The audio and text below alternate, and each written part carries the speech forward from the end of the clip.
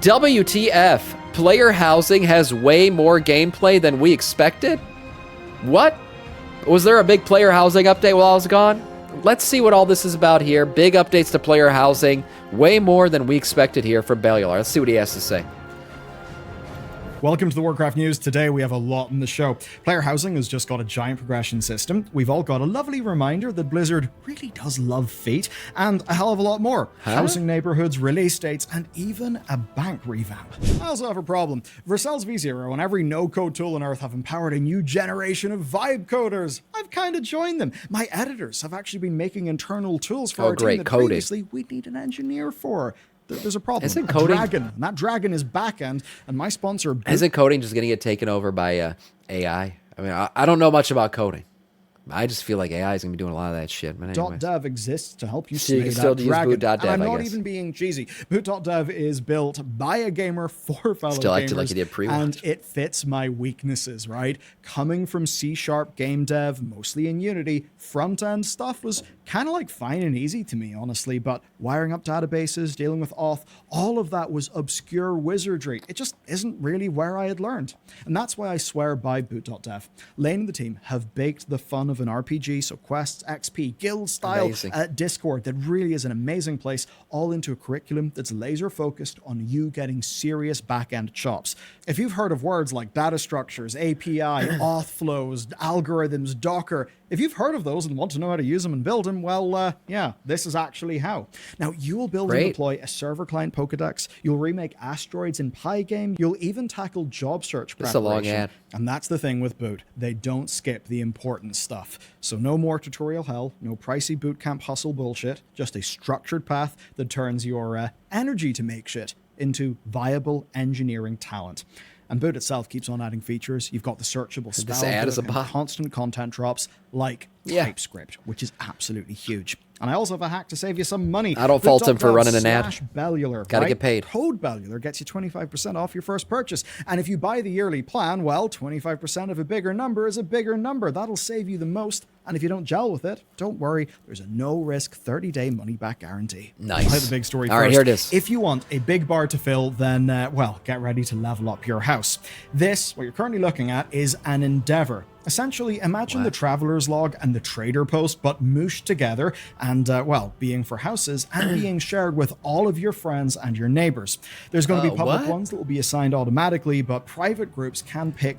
Like with your neighbors and neighborhoods. So is this like it's like the guild? You guys remember the guild achievement track, whatever the hell it was called? I feel like that shit just went away. Like everyone got it all, so it doesn't matter anymore. But like you used to get like the purple Ashes of Alar mount from it and shit. That's what this sounds. This is a neighborhood achievement tracker thing. Okay.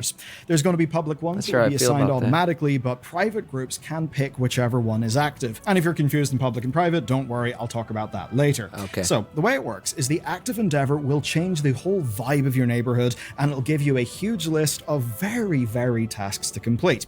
And this is to complete collectively, not individually. So essentially, it is a proper old housing co-op. And I hope your guild have got at least a few crafters. If not, start recruiting, start leveling up, because it seems... Test themselves run the gamut from crafting to gathering to questing to completing dungeons or raids. We want there to always be a way to give a player a way to contribute to the endeavor. So everyone's just out doing their things, but they're all contributing to the neighborhood cause. Okay. Start recruiting, start leveling up, because it seems the crafting will be fairly important here. Anyway, finishing these will earn you both favor and currency. Now, the currency is where loads of the rewards and the new housing items are going to come from. As you progress through an endeavor, more NPCs connected to that endeavor's aesthetic will show up, and when they do, they'll sell you housing items for... Oh my god, that's a... What the hell? The Val Sharat endeavor. This is like seasonal content, though, to neighborhoods?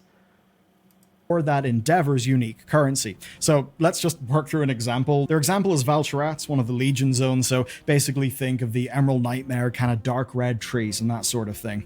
Now, they also seem to hint that you can buy items from other neighborhoods. So, as an example, even if your guild is running the Valshara one, but you'd rather have something else, that seems to be okay. You could just go and visit another neighborhood that's running another endeavor. So, for example, you could earn your currency doing Valshara stuff for your neighborhoods favor neighborhood favor is used to level up your house and earn rewards, while the endeavor currency is used to buy decorations from the visiting NPCs in either your neighborhood or in your friend's neighborhood.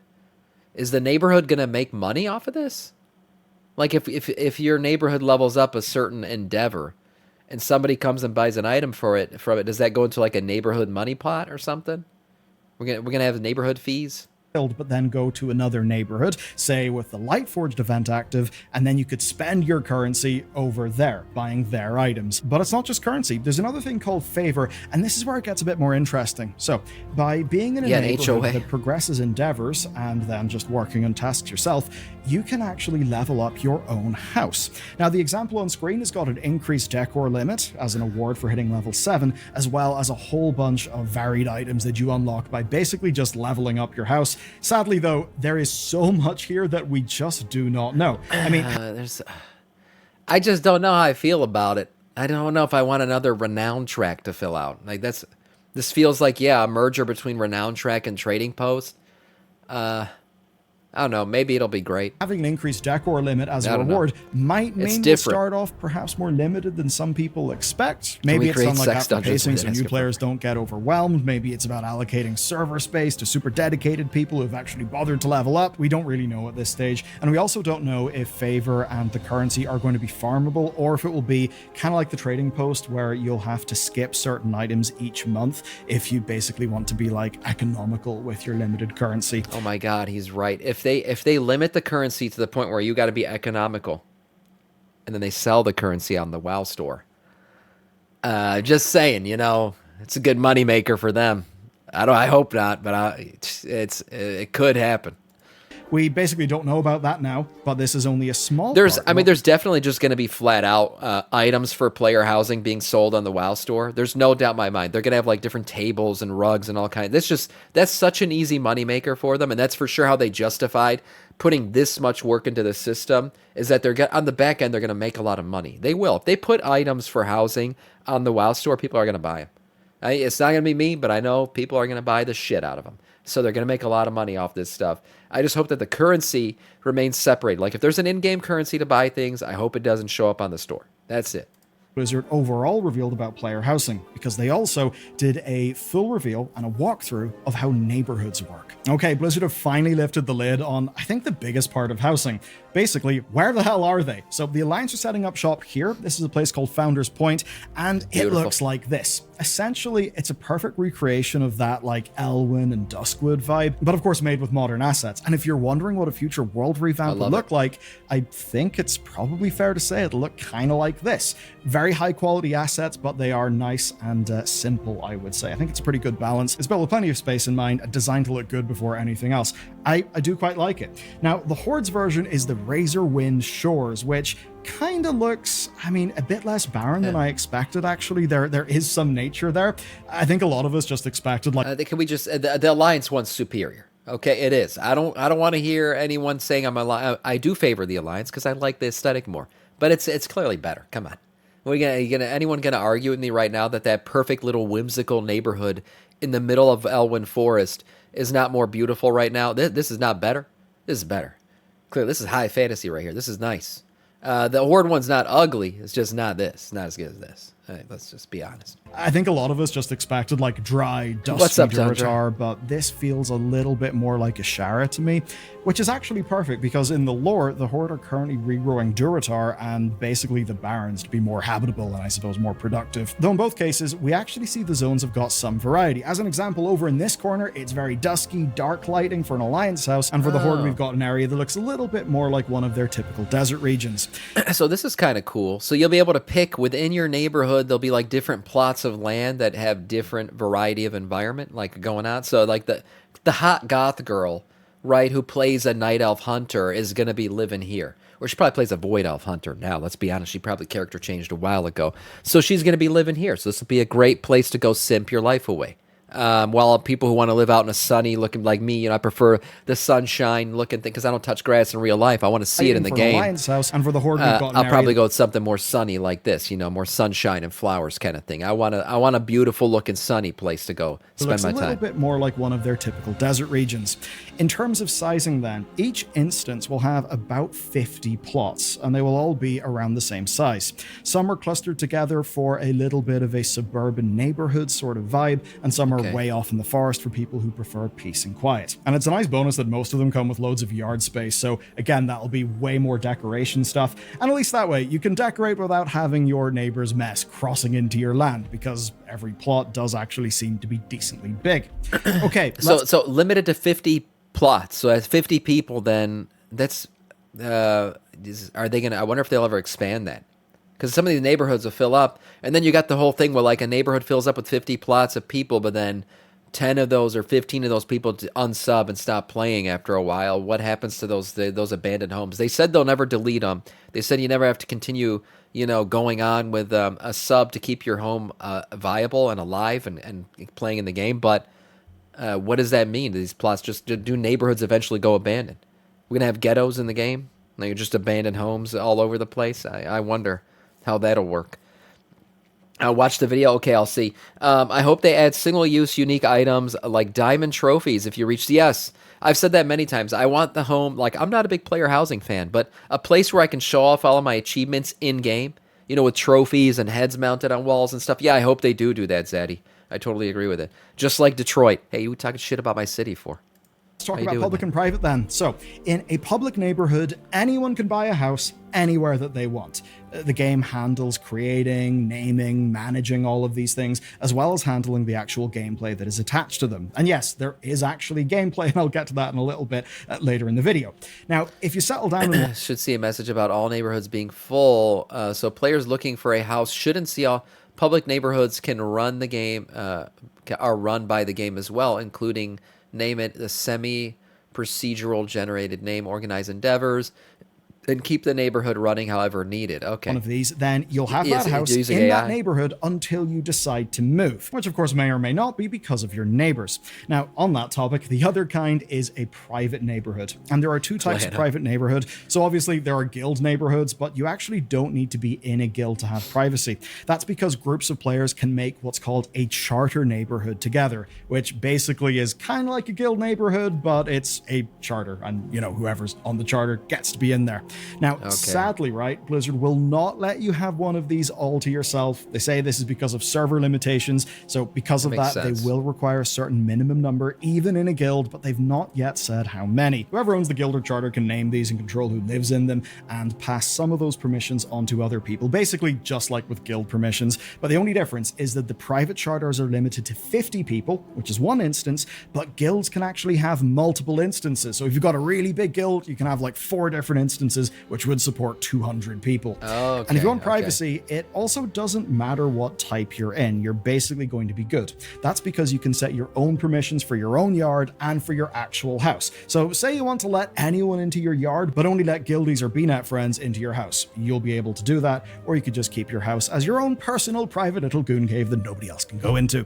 Now, if you leave your guild or fall out goon. with your neighbors, you can just move out. This is kind of neat. So at any time, you can pack up your house, pick another place to live, and unpack your house there, which technically confirms support for a massively requested feature, house loadouts. Now, sadly, Blizzard have not confirmed house loadouts will be a thing. Server limits may mean they don't want to support that right away. I mean, as an example, a house loadout is way more complex than, say, a talent loadout, just thinking sure. of data structures and shit, and we're only allowed a handful of talent loadouts, but the basic idea is you can pack your house away and then immediately bring it somewhere else with it all being intact.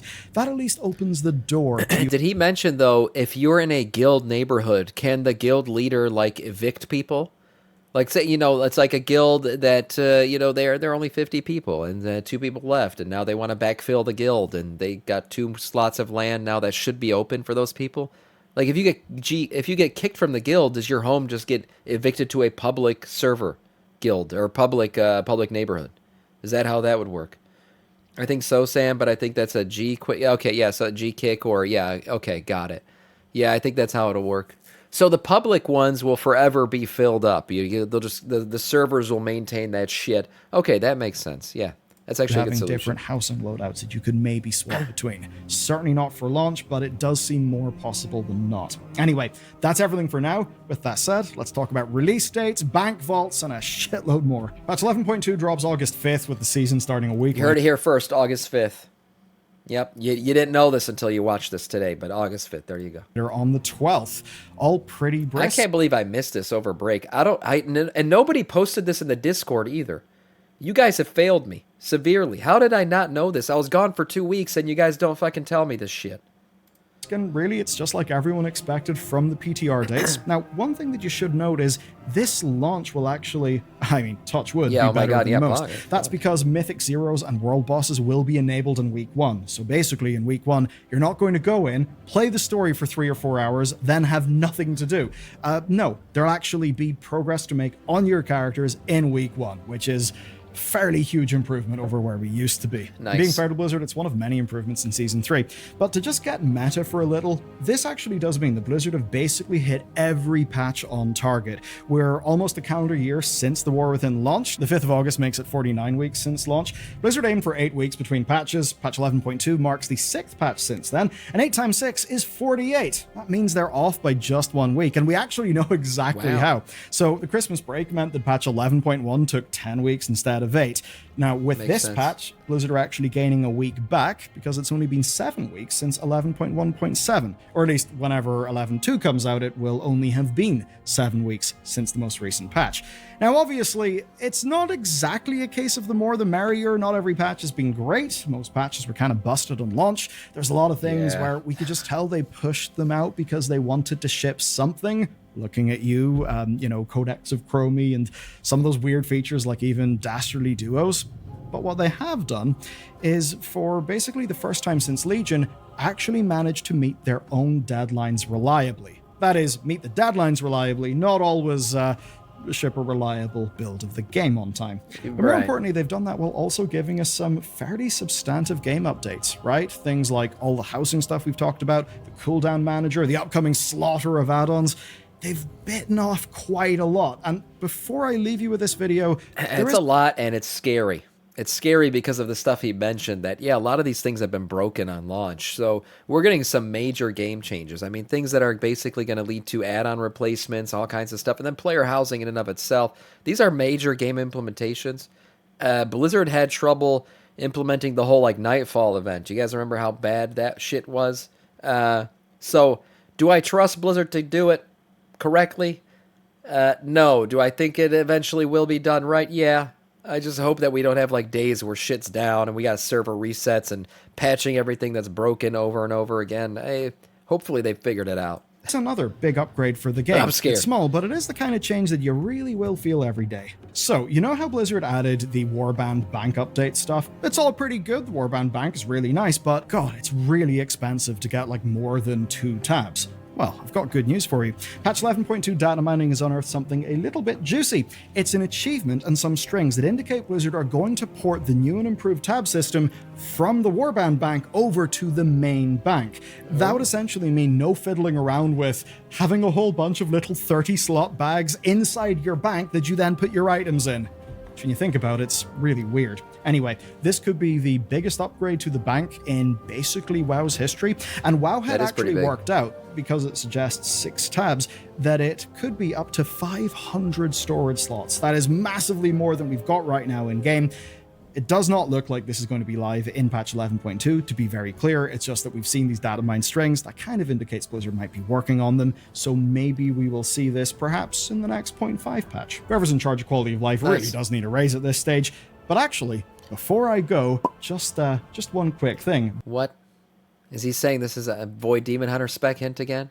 Blizzard have done a tease. Okay, we talked about Blizzard teasing a new Void spec for Demon Hunters. That means that everyone's been on the hunt for clues, and we've actually seen a few of them.